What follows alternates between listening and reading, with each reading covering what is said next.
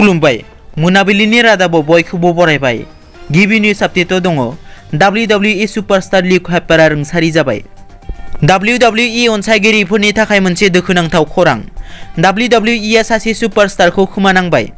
मिथिनो मोननाय बादिब्ला गोब्राब लोमजानायनि जाहोनाव लिग हाइपारआ गावनि बेसेन गोसा जिउखौ खोमानो गोनां जायो।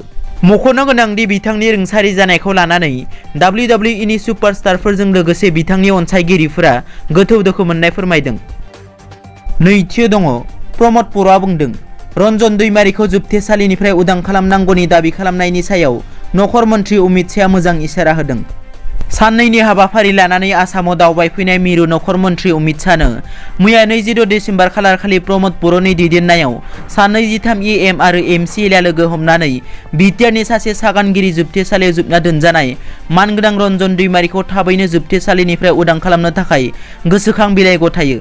गोसोखां बिलाइ गथायनायनि उनाव बिटिआरनि गाहाय मावफुंगिरि प्रमद बर'आ खौरां बिजोंनि गेजेरजों फोरमायो दि मिरु नखर मन्थ्रि अमित शाहआ मोजां इसारा होदों।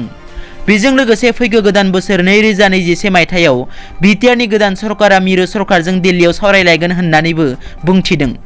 गुबुन फारसेथिं फैगौ गोदान बोसोर 27 जानुवारि खालारा बिटिआर गोरोबथानि सान। बेखौ फालिनायनि सानाव गाहाय आलासि महरै मिरु नखर मन्थ्रि अमित शाहखौ लिंहरनाय जागोन होननानैबो बुंथिदों। थामथियाव दङ मुलुगनि सुबुं माहारिया फैबाय थानाय 10 बोसोरसिम कर'नाजों जुजिनांगोन। दुलाराय मुलुगावनो गोसारनानै थानाय कर'ना भाइरासआ दासिमबो जोबनानै थाङाखै। बेजों लोगोसे फैगौ 10 बोसोरसिम मुलुगनि सुबुं माहारिया कर'नाजोंनो लोगोसे जिउ खुंफानांगोन। बाय'नटेकनि CEO उइगुर शाहीना बे खोथाखौ फोरमायनानै बुङो दि फैबाय थानाय 10 बोसोरसिम जों कर'ना भाइरासनि बिजानुजों जुजिनानै जिउ खुंनांगोन। बेजों लोगोसे बेखौनो जों जिउनि थांना थानायनि मोनसे बाहागो होनना सानना लानांगोन। ब्रैथियाव दङ BR फेरेंगाया बुंदों हाग्रामा महिलारिया 100 कोटिजों UPPLनि दैदेनगिरिफोरखौ बायनो नाजादोंमोन। BR फेरेंगाया फोरमायनाय बादिब्ला हाग्रामा महिलारिया BR फेरेंगानि नखराव फैनानै दाबि आरो हुमखि होनानै बायनो नाजादोंमोन।